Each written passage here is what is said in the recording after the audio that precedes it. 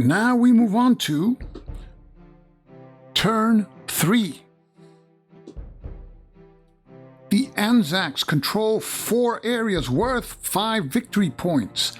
If at the end of this turn they have 6 victory points, they will win the game. So the Turks are hard-pressed to not only contain the Anzac advance, but also to try to win back some victory point locations. The most valuable position is Third Ridge, worth 2 victory points. And Lieutenant Colonel Malone has 2 battalions that are in a shallow trench in that area. The Turks have Lieutenant Colonel Sevki, 2 battalions of infantry and 2 batteries, and they will have a hard time trying to push the New Zealanders out. The Turks have 2 machine gun companies, remnants, and 2 conscript battalions at Baby 700, and they are facing a host of Anzac troops concentrated at Mortar Ridge, Russell's Top, and Walker's Ridge. Lieutenant Colonel Saip and his forces at Battleship Hill constitute the reserve troops that can move to any of these threatened positions. The Turks also have to worry about an end run to Chunuk Bair. Colonel McLagan is at Bauchup's Hill with 1 infantry battalion, and they are a march away from Chunuk Bair. The Turks have the forces of Colonel Kemal at Rhododendron Ridge. Colonel Kemal is an outstanding leader, but he only has some remnants and a howitzer there. And it is critical for the Turks to gain the morale advantage. But that is easier said than done. Now we determine who has the morale advantage. We roll 1 die per side, and the side that has the most casualty points, the Turks, that have 10 compared to the Anzacs 9, add the difference. That would be a +1. The side with the lower result has the morale advantage. So we roll 1d10 for the Turks and add 1. And the result is 1 + 1, 2. And now we roll for the Anzacs. And the result is a 10. So the Turks have the morale advantage in this turn. And we signify that by placing the marker on the morale advantage box with the Turkish side up. The Turks have 2 cards from prior turns. They will not discard those, and they will draw up to 5 cards, that is 3 new cards, because they won the morale advantage. Let's take a look at the 3 new cards. A hidden gully card. This allows the Turks to move a unit or group across an otherwise prohibited space boundary, those in red. Coordinated attack allows them to fire with units from multiple areas into one target area. And we have the sudden storm, and this slows down enemy movement. So the Anzacs will keep their 2 cards from prior turns, and now they can draw 2 new cards for a hand of 4 because they didn't win the morale advantage. And the 2 new cards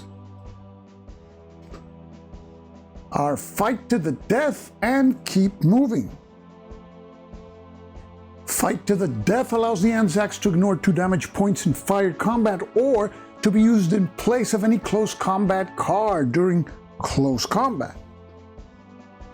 The Keep Moving card allows the player, after having activated units in an area, to activate any fresh units in another area straight away. It's basically a double move. Now the Anzac player can rearrange his ships in any Aegean Sea area.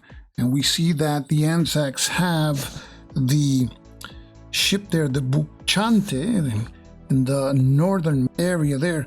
And that ship will be moved to the next area to the south. So the Anzacs have concentrated their 6 ships in the 2 central areas of the Aegean Sea.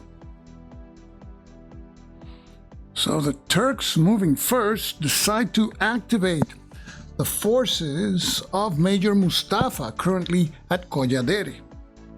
And Major Mustafa rushes his troops through North Koya, Pinewood, and reaches Scrubby Knoll just in time. Now the Turks play the keep moving card. After they have already activated units in one area, now they can activate any fresh units in another area. Turks will activate 2 of their conscript Syrian battalions at Battleship Hill, and these will move into Chunuk Bair. And this is done to forestall the end run by Colonel McLagan's troops. The Anzacs, wanting to hold on to their position on Third Ridge, have one of their battalions dig up a deep trench. And this exhausts that battalion, but now the Anzacs are in a much stronger position. Now it's the Turks' turn, and they have 2 artillery batteries at Koja Plain. And they will fire both to try to soften up the Anzac position at Third Ridge. So the Turks fire away. And they roll only one hit. So Lieutenant Colonel Malone absorbs the hit by being flipped to his exhausted side. And the Turkish artillery barrage is mostly ineffective. Now the Anzacs want to soften up the positions at Baby 700. So they will fire away with their 3 ships in one of their Aegean Sea zones. And they will need 2 or less for hits, -1 because the Turks are in a shallow trench, and -1 because Baby 700 is a higher area than the Aegean Sea zones. So first to fire is the Queen.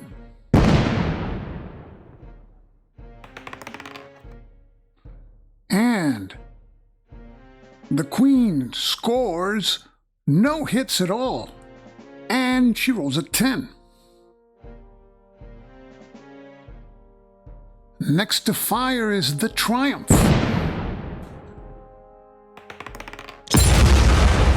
And the Triumph rolls a 1 and a 2. 2 hits. Now the Prince of Wales fires away.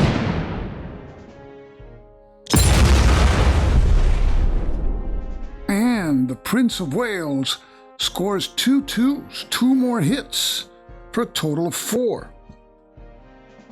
We spread out the units, and the 2 Syrian conscript battalions are reduced for 2 points. And we reduce the remnants for 3. And the last point is taken by eliminating the already exhausted remnants.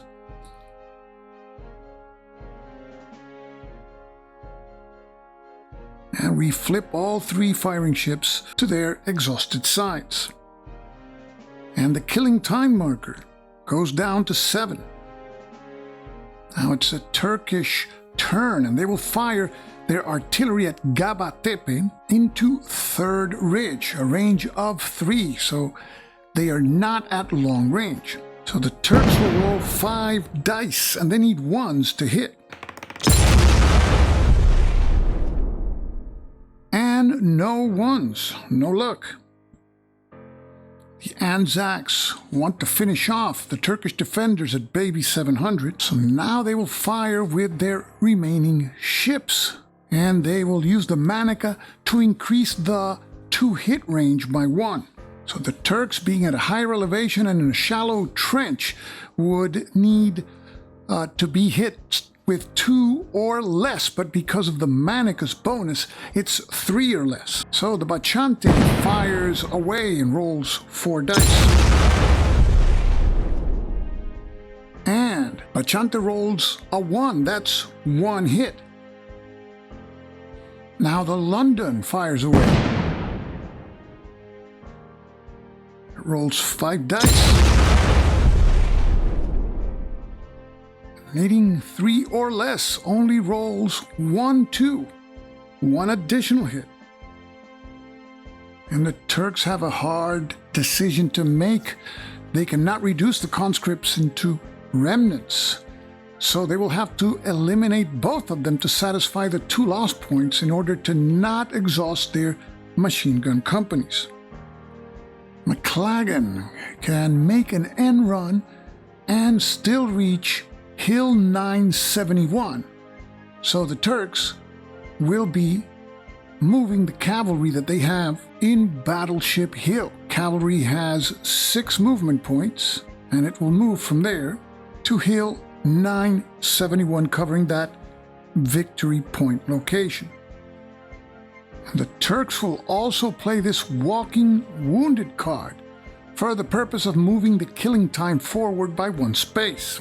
So now it moves to 6. Still the Anzacs not wanting to attack Baby 700, those 2 intimidating machine gun companies. They will fire away with their artillery at Walker's Ridge. They have 2 artillery units, so they will be rolling 9 dice, and they will need 2s or less for hits. The howitzer fires away. And the howitzer scores 4 hits.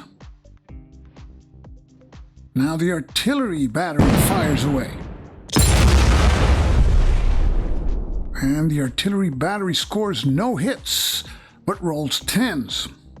So now the 4 hits are applied. 2 of the hits flip both machine gun companies to their exhausted sides, and the remaining 2 hits eliminate them. And Baby 700 is way open. And the killing time marker is now at 5.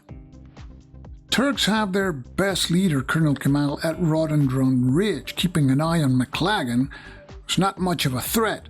The real threat will be coming from Russell's Top and Mortar Ridge. So Colonel Kemal moves his force from Rhododendron Ridge to fully stack Battleship Hill.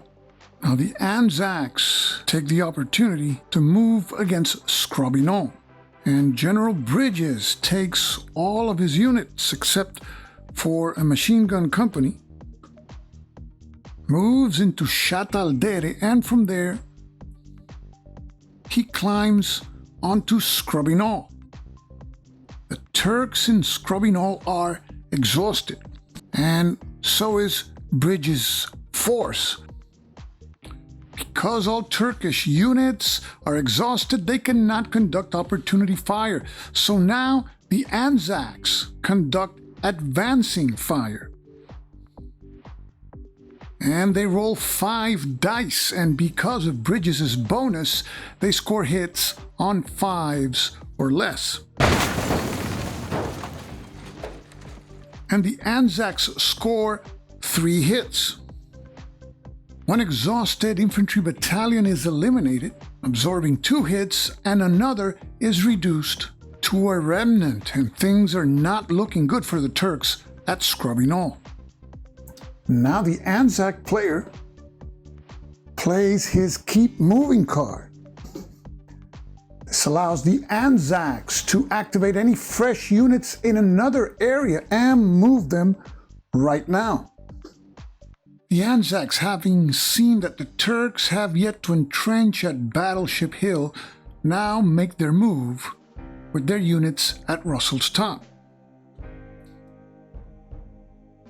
Major Moorhead takes 4 infantry battalions and marches through the chessboard and onto Baby 700.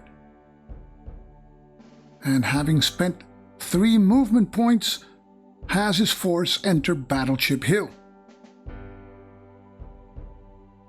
The Turkish forces are not strong. 3 leaders, a remnant, an artillery battery, and one fresh Syrian battalion. The Anzacs, having just moved, are now exhausted. The Turks can fire with the fresh Syrian conscripts. They would roll 2 dice, but they would have a +2 bonus because of Colonel Kemal, so they would hit on 6 or less. And the roll is a 6 and a 2, 2 hits. The 3rd Battalion is reduced to a remnant for 1 hit and eliminated to fulfill the 2nd hit. And as things stand, there will be close combat at Battleship Hill at the end of the turn.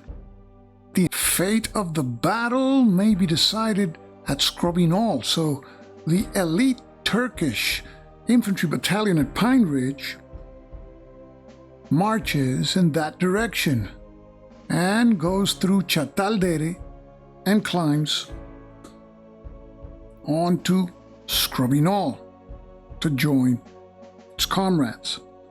It's the Anzacs' turn now. Their machine gun company at Mortar Ridge, which is at the same height as Scrubby Knoll, fires at the Turkish forces concentrated in the objective area. Anzacs need 4 or less for hits, and they roll 3 dice. And they score 1 hit. The hit eliminates the Turkish remnant. The fight at Scrubby Knoll may be decided by an artillery barrage. The Turks have an artillery battery at Anderson Knoll with Major Secchi. The battery now fires away at normal range and rolls 4 dice, and with Major Secchi's bonus, 4 or less hits.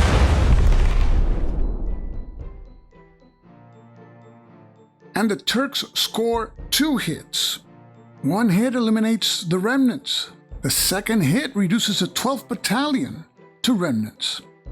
Battle of Scrubby Knoll, which will be coming up, may be decisive, and the Turks can reinforce their troops there with 2 battalions from Koja Plain. So now the Wellington Battalion, which is fresh, will fire at the Turks in Koja Plain. They will roll 3 dice, and because of Lieutenant Colonel Malone's leadership, they will score hits with 6 or less.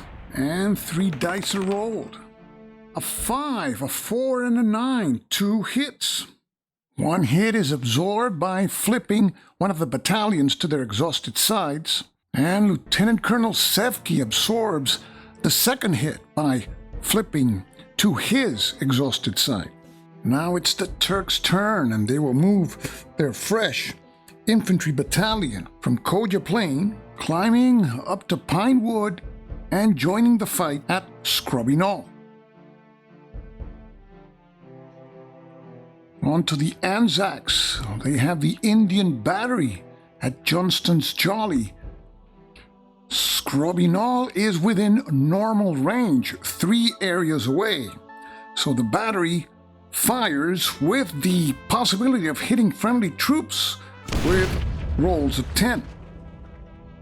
3 dice are rolled. 4 or less will be hits. 2 3s and a 10. So the Turks suffer 2 hits. The first eliminates the exhausted machine gun company, and the second reduces an infantry battalion to a remnant. The roll of 10 means that the Anzacs must also suffer a hit, and the hit eliminates the remnants.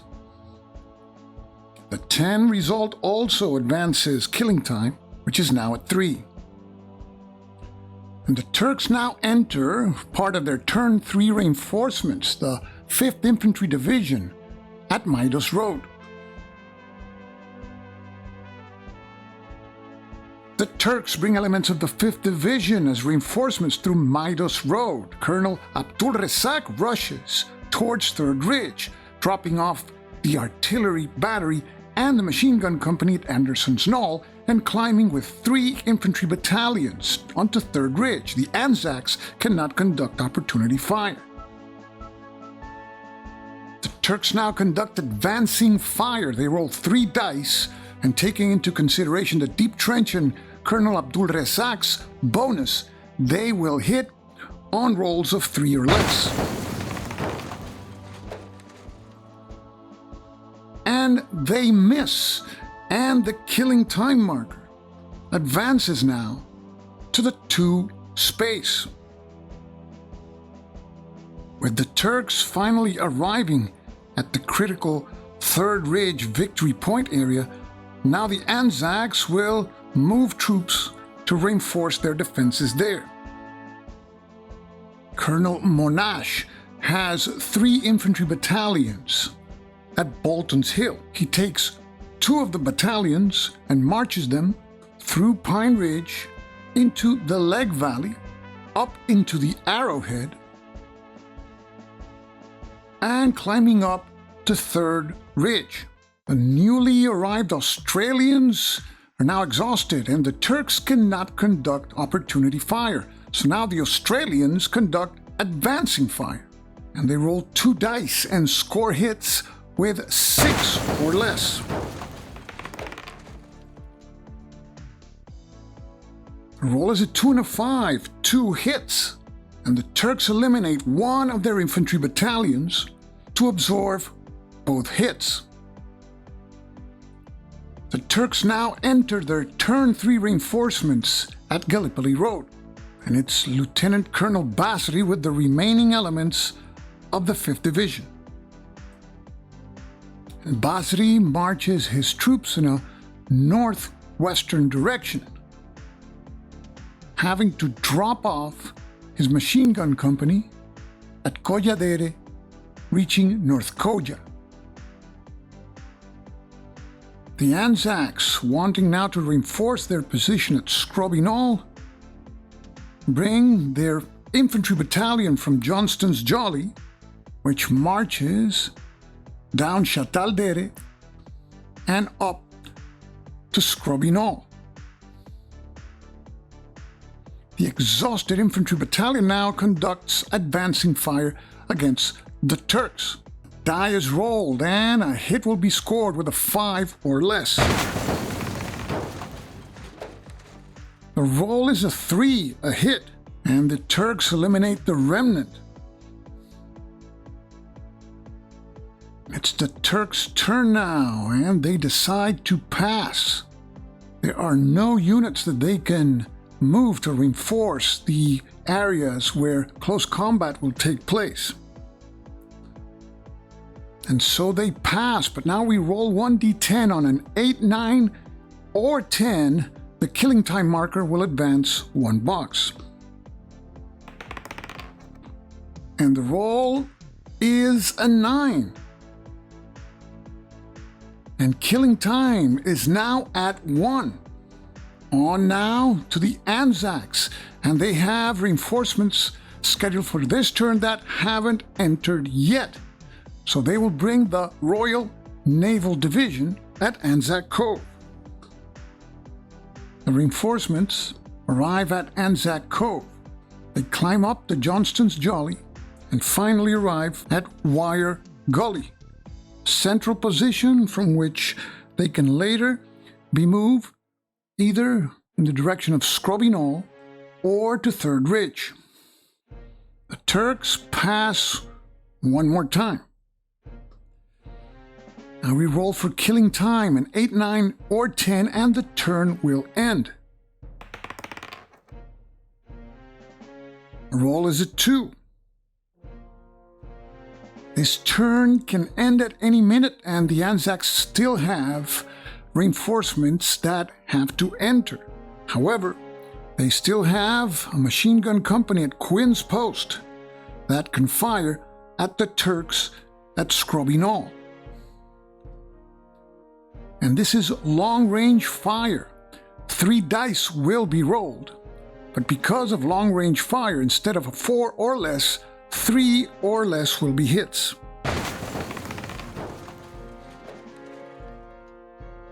And the Anzacs score 2 hits. And 1 hit eliminates Major Mustafa, and the other hit reduces an exhausted battalion to a remnant. The Turks now pass one more time, looking to end this turn. An 8, 9, or 10 will do it.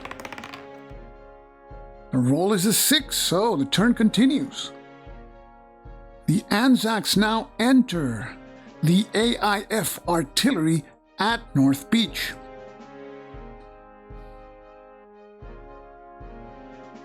And the reinforcements reach the safety of Russell's Top. The Turks, now they pass and try to end the turn once again.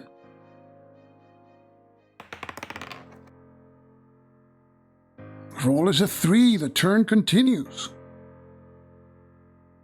And the Anzacs play this card, Field Hospital. They can return an eliminated unit or leader to the board at Anzac Cove. And they decide to return the 7th Battalion. And the 7th Battalion is activated immediately and marches to Johnston's Jolly.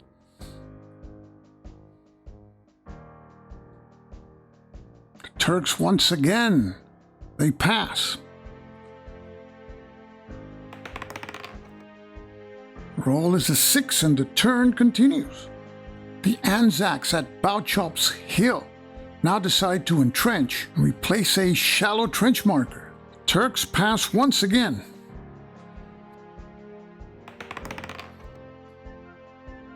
And the roll is a 3, and this continues. General Godley at Walker's Ridge, with a machine gun company, now marches up to Russell's Top and takes a position in the entrenched area of Quinn's Post. Turks pass once again. And the roll is a 2, and this is not over. So now the Anzacs decide that they have their troops in the right positions, and they also pass. And the action phase is over. Now to the close combat phase. 3 close combat situations.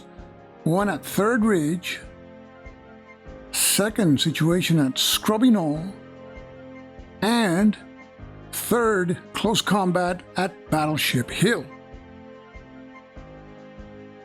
Turks, having the morale advantage, decide the order in which these close combats will be resolved. Now, to resolve combat, we will be using the alternative close combat method for solo play that comes with the game. In prior episodes, we were using a method using the cards, close combat cards, and rolling a die. But to show you how the official solo method for the game works, we're going to conduct this combat using the rules that come with the game. Using this method, we add up the firepower factors of the units of one side and the bonus by one of the leaders. Taking, for instance, here the Anzacs, we have the firepower factors of the battalions totaling 6, and we have the bonus by Major Morsehead, so that would be 7 die rolls. And hits are scored with 5s or less. There would be modifiers if there would be any sort of trench in the area, but there are none here. So we roll 7 dice, 5 or less are hits.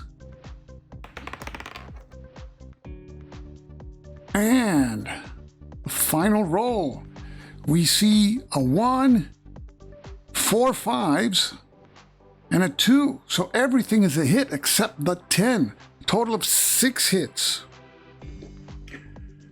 Facing 6 hits, now the Turks roll 6 dice. 2 for the Syrians, 1 for the howitzer, and 3 for Colonel Kemal. He has a +2 for his bonus, but there's an additional die roll.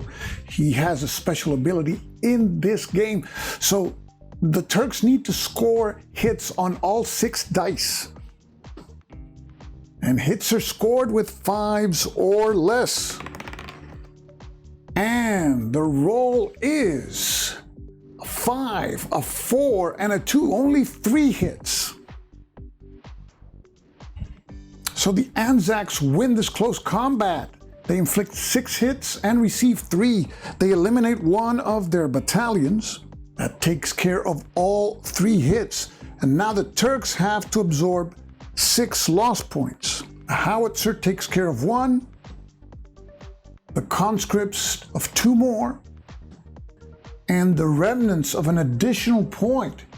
And we're at 5. And now the Turks eliminate Lieutenant Colonel Saip.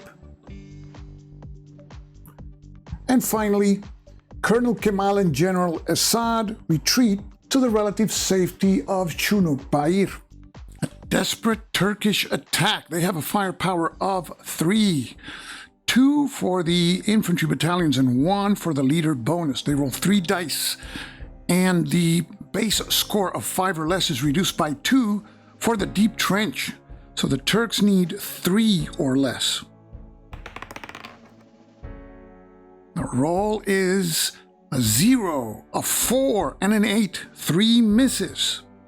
The Anzacs roll 8 dice, 6 on account of their infantry battalions, and 2 for Malone. And they score hits with 5 or less. 2 1s, a 3, and a 5. That is a total of 4 hits. So the Turks lose this close combat situation. They have to absorb 4 loss points. Eliminate one of their battalions for 2, their leader for 1, and the remaining battalion is reduced to a remnant. Now the Turks have to retreat 1 or 2 areas. The remnants retreat into Anderson's Knoll. Anzacs still control Third Ridge. They still have 5 victory points. Now we go to the decisive battle of Scrubby Knoll. If the Anzacs win this battle, they will win the game. The Anzacs have 5 firepower factors on account of their infantry battalions, plus the bonus by General Bridges. They roll 6 dice and score hits on 5 or less. And they roll a 3 and 2 4s, 3 hits. The Turks only have a firepower of 2, so there is no way they will be able to exceed the number of hits that have been inflicted on them. They need 5 or less. 2 dice are rolled, no hits at all. The 3 hits eliminate the remnant, and of the remaining battalion, 1 remnant is left, and it must retreat, and it retreats to Chunuk Bair.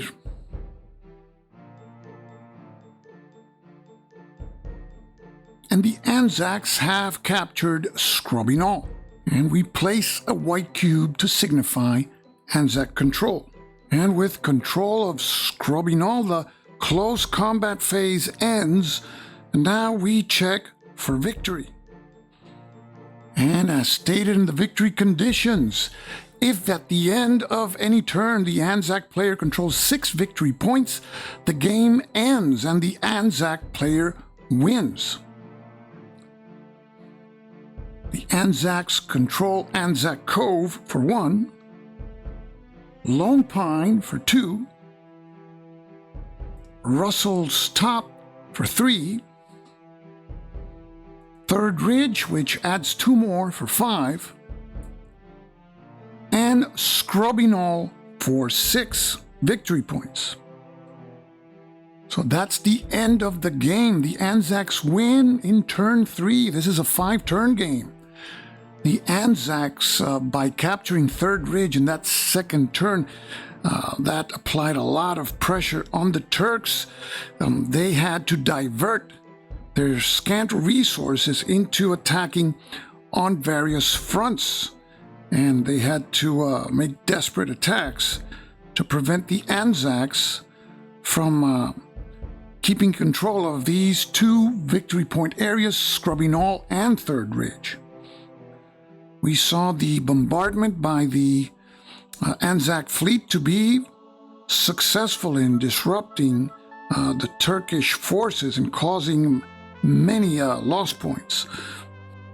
On the Turkish side, we really saw some neglect in the use of Colonel Kemal. He has some big advantages as a leader here. He practically sat for 2 turns at Rhododendron Ridge, practically doing nothing. So this is Assault on Gallipoli, a game designed by Kieran Oakley and Russell Lowke, published by Gecko Games. And I hope that this playthrough series has given you a good idea of the flow of the game and what the game has to offer. This is Stuka Joe, signing off for now. Thanks for watching.